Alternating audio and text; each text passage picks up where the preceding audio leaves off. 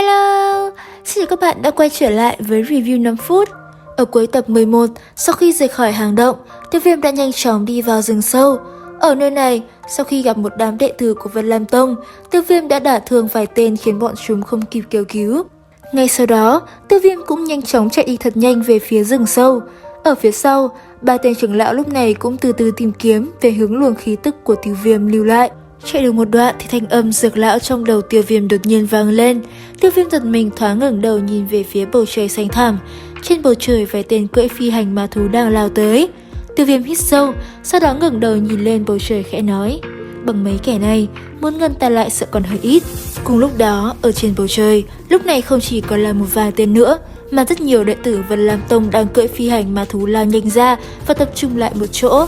Trên bầu trời, khi phát hiện Tiêu Viêm, một tên hô lớn: Mạch Lô đại nhân, người phía dưới hẳn không thể nghi ngờ là Tiêu Viêm, chúng ta nên làm gì bây giờ? Đáp lại tên kia, một người hô lớn: phóng đạn tín hiệu. Trước khi các trưởng lão đến, chỉ cần bám trụ, chờ các trưởng lão đã đến, hắn tất nhiên khó thoát khỏi cửa tử. Làm theo mệnh lệnh, một tên đệ tử liền phát ra tín hiệu. Khi tín hiệu được phát ra, từ bốn phương tám hướng trông thấy tín hiệu này, những tên đệ tử Vân Lam Tông liền nhanh chóng lao tới càng lúc càng đông. Bị địch phát hiện tung tích, sau lưng song dực triển khai, Tiêu Viêm nhìn về phía sau đang có rất nhiều bóng đen lao tới, hắn khẽ cười rồi lao người bay nhanh vào không trung. Sau khi Tiêu Viêm biến mất không lâu, ba tên trưởng lão cũng đã cấp tốc lao tới. Tốc độ của ba tên trưởng lão này rất nhanh, chỉ trong thoáng chốc, khoảng cách của ba lão với Tiêu Viêm đã rất gần. Thế nhưng, đột nhiên bọn họ lại thay đổi hướng di chuyển. Ngay sau đó, ba tên trưởng lão liền hạ lệnh cho những tên đệ tử kia tập trung lại, hình thành lên một cái vòng tròn bảo vệ lấy Tiêu Viêm. Ngay sau đó, ở trên không trung, một nữ nhân có gương mặt xinh đẹp xuất hiện, đó chính là Vân Vận, tông chủ Vân Lam Tông. Lơ lửng giữa trời cao, bàn tay Vân Vận vung lên. Ngay sau đó, ở phía dưới khu rừng, một ánh sáng chợt lóe lên. Đây chính là đạo ánh sáng mà Vân Sơn đã lưu lại trên người Tiêu Viêm. Ở phía dưới Tiêu Viêm giật mình, đạo ánh sáng lúc này đã làm hắn bị bại lộ. Tiêu Viêm ánh mắt sắc bén nhìn chằm chằm vào Vân Vận. Ngược lại, trong ánh mắt Vân Vận lúc này lại tràn ngập bi ai, nàng dường như đang muốn khóc vậy. Thế nhưng ngay khi nàng còn chưa kịp bình tâm thì ở bên cạnh nàng, một tên trưởng lão đã quát lớn: bắt lấy hắn!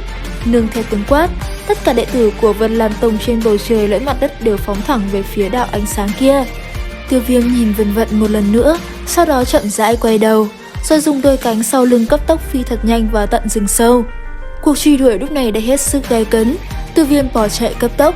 Phía bên kia, những tên phi hành ma thú liên tục tấn công từ xa, khiến hắn rất khó khăn để chạy trốn.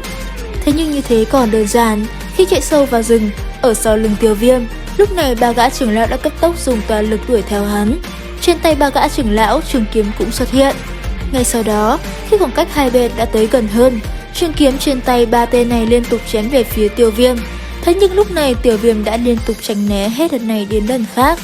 Ở phía sau bốn người, bóng xanh mờ nhạt của Vân Vận cũng ở phía sau dần đi tới. Hiện tại, Tiêu Viêm đã ở tình thế hết sức nguy hiểm, lấy 1 chọi 3, khả năng hắn bị bắt lại là rất cao.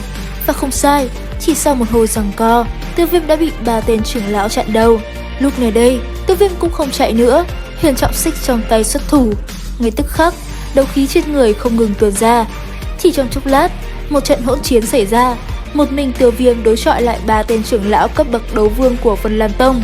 Một tiếng nổ ầm vang, vô số đất đá bay toán loạn, một cảnh tượng chiến đấu ác liệt xảy ra. Đến đây thì hết tập 12 bản đặc biệt hẹn ước 3 năm. Xin chào và hẹn gặp lại các bạn ở những video tiếp theo.